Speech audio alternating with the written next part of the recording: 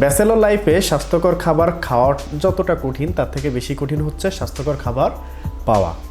যদিও আমরা যারা ব্যাচেলর আছি তাদের স্বাস্থ্যকর খাবার পাওয়া একটু টাফ, কিন্তু তারপরেও যদি আমরা একটু চেষ্টা করি যে একটু কম তৈলাক্ত খাবার খাওয়া, একটু কম মশলা জাতীয় খাবার খাওয়া, একটু ফাস্টফুড কম খাওয়া, ইচ্ছা করলে আমরা কিন্তু পেতে পারি।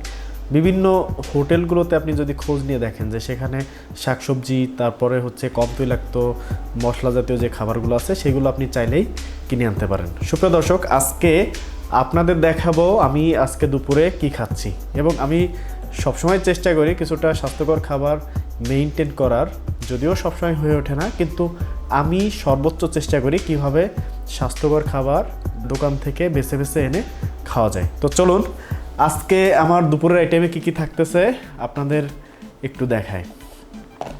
তো প্রথমে বাটিটা খুলে দেখেন, আমি একটা সিদ্ধ ডিম, এটা আজকে দুপুরে আমার থাকবে। তারপরে আমি এই দোকান থেকে নিয়ে আসছি একটা ডিম ভাজি, এবং এটা কিন্তু খুবই কম তেল দিয়ে ভাজা একটা ডিম ভাজি। তারপরে দেখেন আমার খুবই ফেভারিট এই যে ছোট্ট মাছ, অর্থাৎ এটা হচ্ছে কাকচি মাছ, তারপর হচ্ছে পটল, সিম, বেগুন দিয়ে চচ্চড়ি করা, এবং সাথে দেখেন আপনারা আছে হচ্ছে পেঁপে, লাউ এবং আলু দিয়ে একটা সবজি, এবং তার সাথে হচ্ছে সামান্য ভাত। আমি একটু ভাত কম খাওয়ার চেষ্টা করি, তো আপনারাও সবসময় চেষ্টা করবেন যে শাকসবজির পরিমাণ একটু বেশি রেখে ভাত একটু কম খাওয়ার। তো ভাতগুলো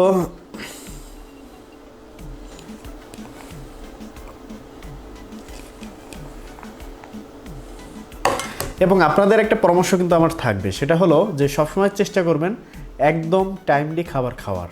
আমি সাধারণত মনে করি যে সকালের খাবারটা বিশেষ করে 7টা থেকে 9টার ভিতর একদম শেষ করে ফেলতে হবে, দুপুরের খাবারটা 12টা থেকে 2টার ভিতর শেষ করতে হবে, এবং রাতের খাবারটা, তো বিশেষজ্ঞ যারা আছেন তারা সবাই বলেন যে রাতের খাবারটা 7টা থেকে 9টার ভিতর শেষ করে ফেলতে হবে, অর্থাৎ আপনি ঘুমাতে যাওয়ার প্রায় 3 ঘন্টা পূর্বে রাতের খাবারটা শেষ করে ফেলবেন। সুপ্রিয় দর্শক, আজকে আমার এই আইটেমগুলোই আছে। সবাই ভালো থাকবেন, আগামীকাল আবারও দেখা হবে।